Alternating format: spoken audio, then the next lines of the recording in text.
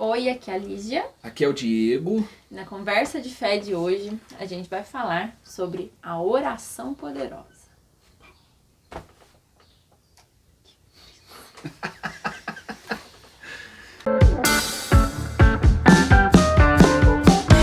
Por que oração poderosa, né? Porque hoje em dia o pessoal procura, o que mais faz sucesso em quem tá rezando, a gente vê assim live de gente rezando, principalmente aquele lado evangélico, assim. Você venha alcançar o seu milagre, venha que você vai ter a sua vida transformada, faça isso, faça aquilo, né? É um lado protestante, mas que infelizmente a gente precisa ser justo. Tá alcançando os católicos. Tá alcançando Tá muito alcançando os católico. católicos que busca esse tipo de oração e tá alcançando os católicos que produz esse tipo de oração. Esses dias veio conversar comigo lá, a mulher mandou um vídeo pra mim, o cara conversa com o Padre Pio, o cara conversa com Deus e o mundo rezando o terço. Então, tipo assim, é uma oração apelativa, mas que infelizmente tem feito sucesso com as pessoas, e inclusive com os católicos. Sucesso em número de gente. Número de visualização. Não que esse sucesso venha a fazer acontecer o que pede na oração. Isso já é outra história. É, né? porque, por exemplo, assim, esses caras vivem muito de profecia. E as pessoas querem também isso. Ah, eu quero uma palavra de Deus, eu quero que Deus fale comigo. Depois nós vamos falar sobre como isso acontece. Mas as pessoas querem uma palavra de fora, que Deus use de uma coisa, de uma pessoa para falar com ela. Aí disso aí nasce esse desejo por essa oração mais enfática, assim. Disso aí nasce esse desejo. E aí, o que acontece? Tem 3 tipos de profecia. Eu até estava conversando com a Lígia. A primeira profecia é uma profecia verdadeira, uma palavra de ciência, uma profecia verdadeira, que existe, que acontece. Só que não é simples, não é fácil. Não é toda hora. Não é toda hora. Não é para todo mundo. Não é para todo mundo, não é todo mundo que tem. Então existe, primeiro ponto, a verdadeira, que é uma palavra de ciência inspirada por Deus. Como que você caracteriza essa primeira inspirada por Deus? Ela sempre vai produzir algum fruto na tua vida. Por exemplo, a Lígia está esperando uma palavra para Deus falar com ela, que ela precisa ter uma decisão com o emprego dela. E ela não sabe, eu preciso sair do emprego, preciso ficar no emprego. Aí Deus vai e fala com ela numa palavra de ciência verdadeira. Deus fala ao coração dela, por exemplo, assim, não tenha medo de deixar tua terra, sei lá. Por exemplo. Aí ali vem no coração dela uma certeza, fala, não, é isso mesmo, eu tenho que deixar meu emprego. Então você observa que a palavra de profecia ou de ciência, ela não apenas fala no exterior, mas ela fala no interior, em uma convicção sincera. Convicção sincera, porque tudo que Deus faz é perfeito, Ele não vai te deixar dúvida. Não vai te deixar dúvida, e aquilo vai te trazer paz, porque Deus te falou. Só que aí o que acontece hoje? Tem mais 2 tipos de profecia.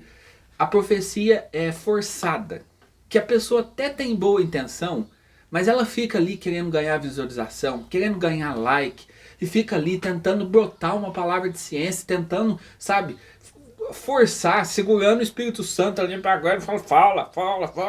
Ou usado que as pessoas mesmas estão falando, tipo, eu estou angustiado. Você que está se sentindo angustiado, não é pra você isso, alguma coisa assim. Tipo assim, usa de sempre de uma profecia muito genérica, que serve para todo mundo, né? Fala assim, hoje essa palavra é para você.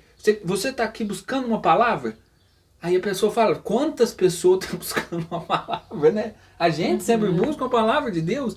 Aí essa profecia, então, ela é forçada. Que às vezes a pessoa até tem boa intenção, mas ela fica tanto querendo ver as coisas acontecer, e a pessoa tem na cabeça, por exemplo, por que é um negócio protestante que vai invadindo a gente católica? Por quê? O que é um culto ungido por um protestante? É um culto que teve muita palavra de ciência, ali que o pastor teve uma revelação, né? Que o pastor gritou e teve aquele fervor. Não é todos os protestantes, mas na sua maioria. Isso é um culto que deu certo. Aí a gente fica transferindo isso para a igreja. Por quê? Como que vai ser um grupo de oração que foi bom? O grupo de oração que foi bom foi aquele que teve profecia, teve cura, que fez o cego enxergar e não sei o quê. Aí a gente vai trazendo isso para o nosso dia a dia, nosso contexto católico. Só que a oração não é isso. Não é assim que as coisas funcionam. Fala do terceiro agora, depois a gente fala o terceiro. O terceiro é o que tá para tapear mesmo. O primeiro, um sincero, verdadeiro, que é difícil e raro de acontecer.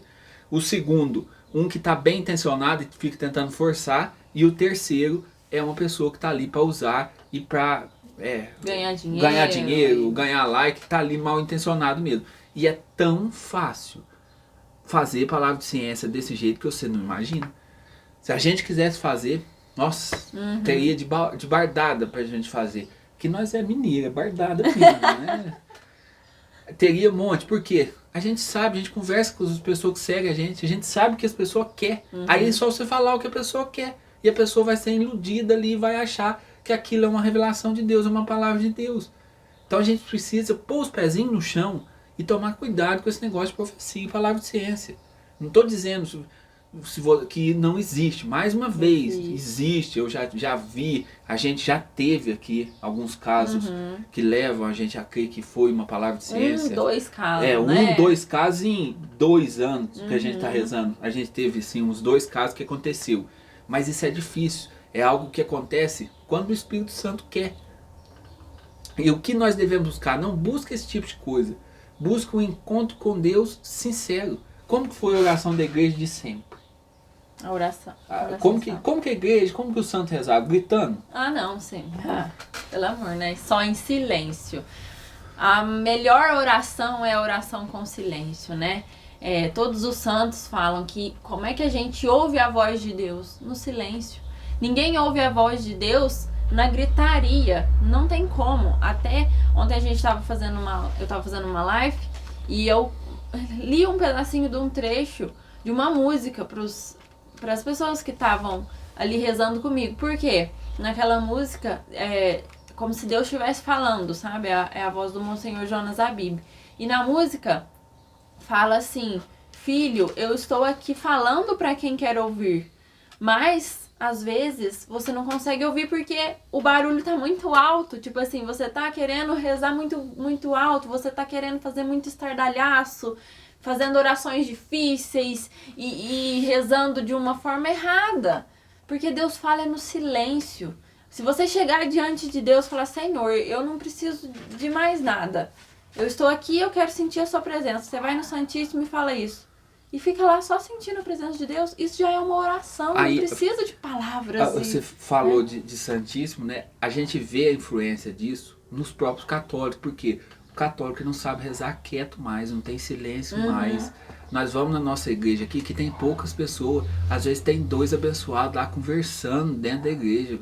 O sacrário lá no meio que agora está no meio da igreja, e as pessoas conversando, não sabem cultivar mais a presença de Jesus e o silêncio. Ou então, o dia que expõe o Santíssimo, sempre tem um movimento lá rezando e tentando falar, que chatice. Aí não deixa a gente não sabe rezar, fazer mais silêncio, até as próprias missas.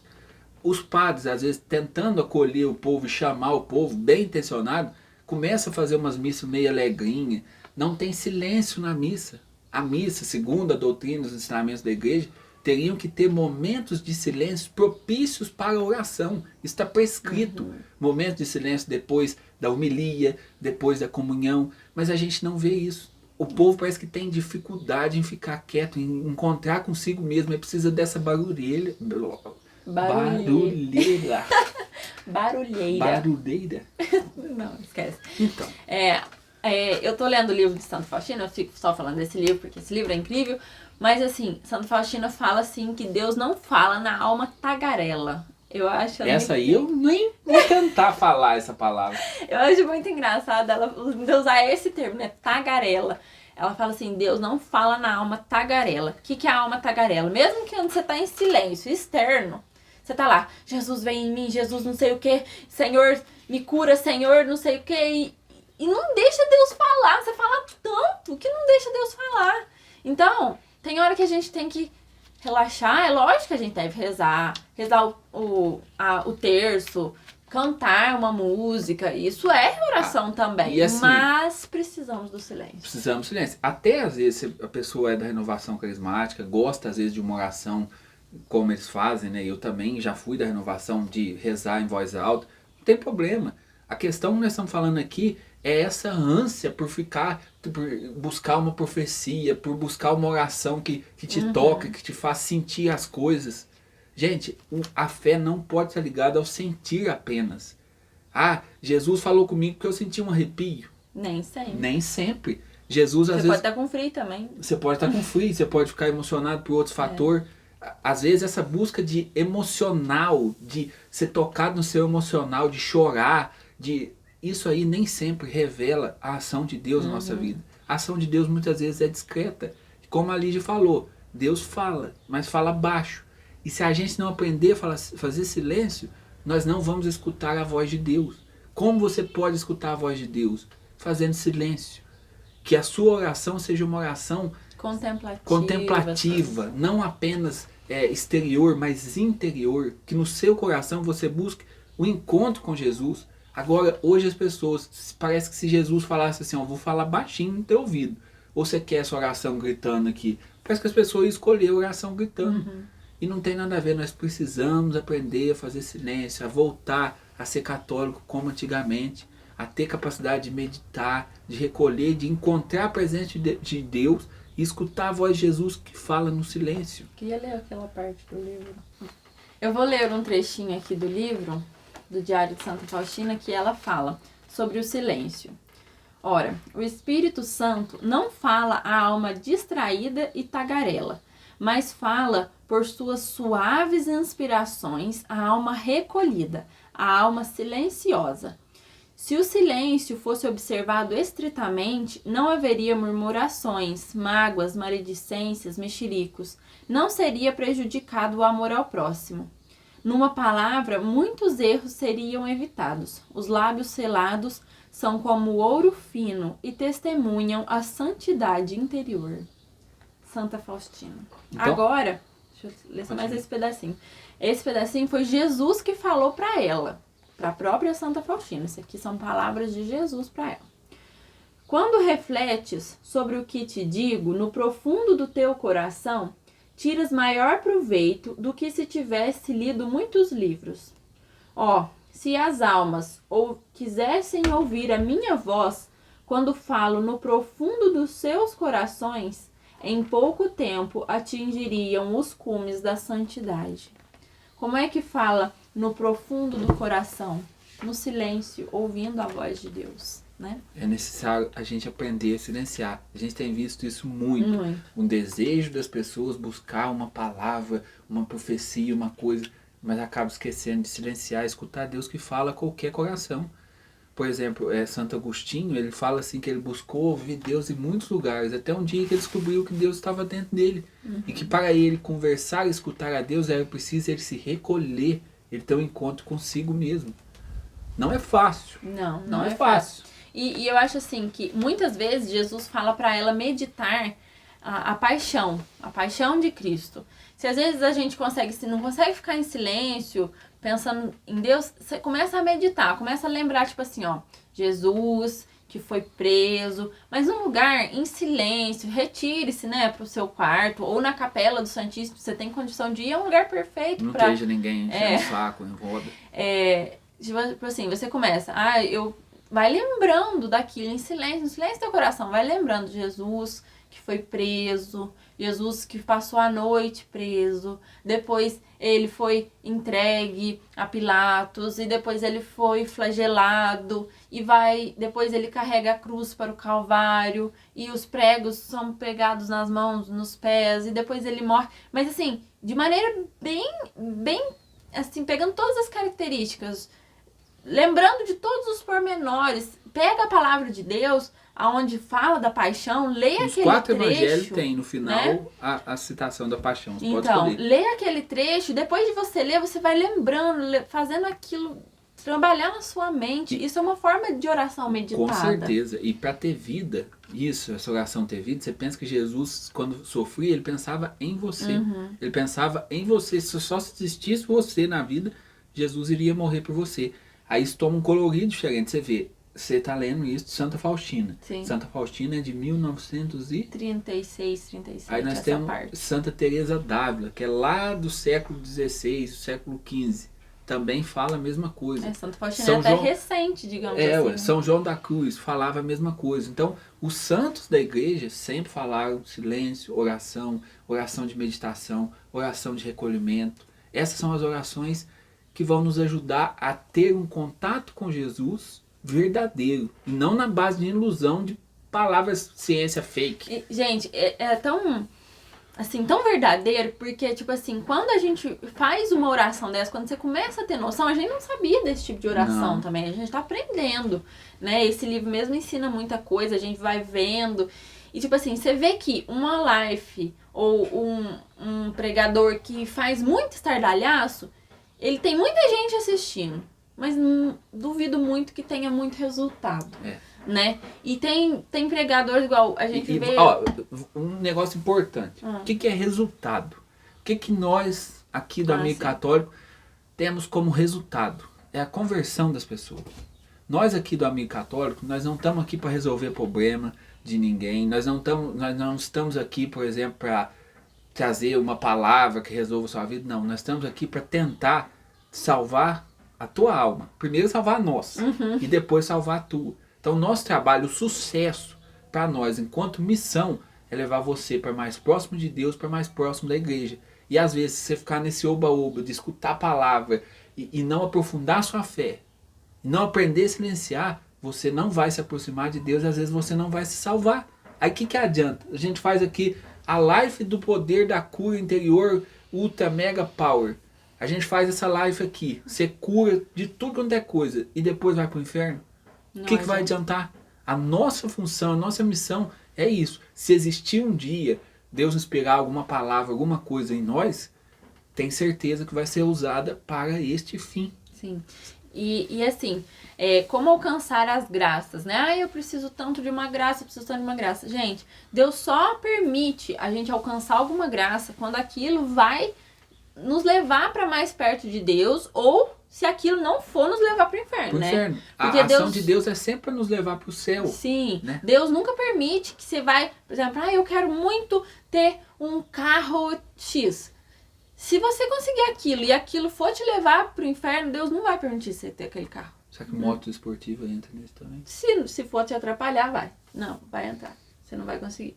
Porque às vezes a gente pede, só que a gente tá pedindo errado. Precisamos primeiro pedir sabedoria para Deus nos instruir no que pedir. Ah, mas eu quero tanto. Não é errado você pedir, você pode pedir. Só que às vezes você não vai conseguir, porque Deus não quer aquilo para você, porque o que Deus quer para você é o céu. Então Deus não vai permitir, não vai dar certo, porque não é o melhor para tua alma. O grande exemplo disso nós temos em Jesus na Quinta-feira Santa. Né? Na Quinta-feira Santa, Jesus ficou com medo do dia de sexta-feira e pediu, Pai, se possível, afasta de mim esse cálice. Mas como que ele encerra a oração?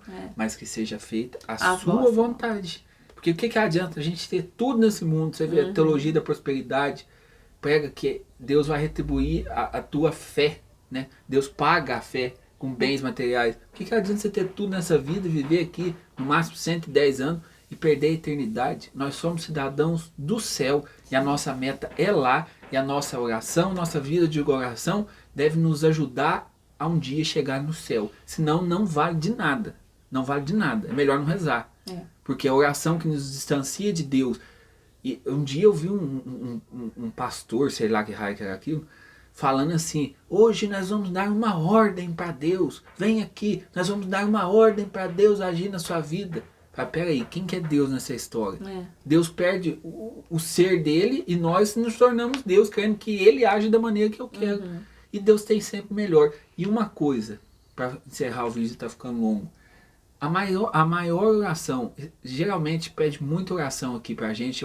Esses dias me pediram, eu quero oração de cura física, cura interior e espiritual. Eu falei, deu vontade de responder assim, se você achar essa oração, você manda pra mim também. A oração mais forte para cura, para libertação, para restauração da família, para mal olhado, se você acredita em mal olhado, para tudo, a oração mais forte é a Santa Missa. Ali é a oração mais forte. Não existe oração mais forte do que a Santa Missa. Aí você pode pensar assim, a Santa Missa daquele padre fervoroso, ungido lá e que reza, que os milagres acontecem. Não. Qualquer Santa Missa. Seja de um padre ungido que reza não sei o que você acha que ele é um homem de Deus, ou seja de um padre surdo que ninguém escuta falar direito e que é um velho assim, a homilia dele é uma lástima. Na hora da consagração é o corpo e sangue de Cristo que se faz presente. É o banquete do Cordeiro. Acabou a conversa, não tem como. Ali você vai ver, vai tocar em Jesus. Jesus vai se fazer presente naquele momento. E essa é a oração mais forte.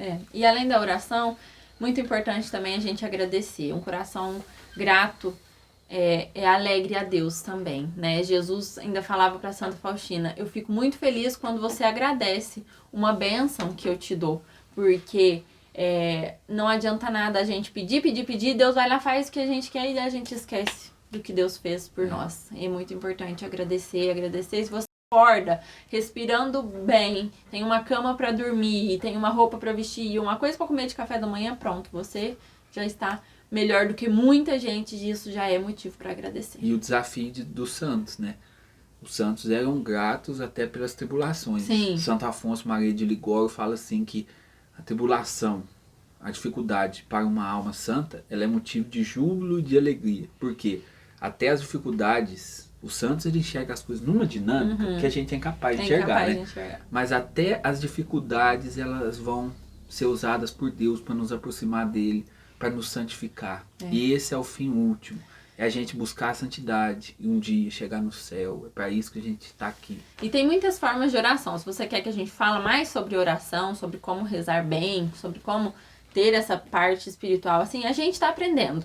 Mas o que a gente sabe, a gente pode falar para vocês também em um outro vídeo. É só deixar aí nos comentários. Isso é o que a gente sabe, assim, o que a gente vê conversando com as pessoas e tal, que as pessoas anda procurando demais essa oração poderosa e tal, e isso é um problema que pode nos afastar do essencial. Buscamos o silêncio de Deus, que Jesus possa entrar aí no seu coração e fazer morada verdadeira, que é isso que a gente quer, uma ligação mais forte de você e da gente com Deus, certo? Um beijo, Deus fiquem abençoe, com Deus, até Deus abençoe. Semana que vem, se Deus quiser. Se Deus quiser.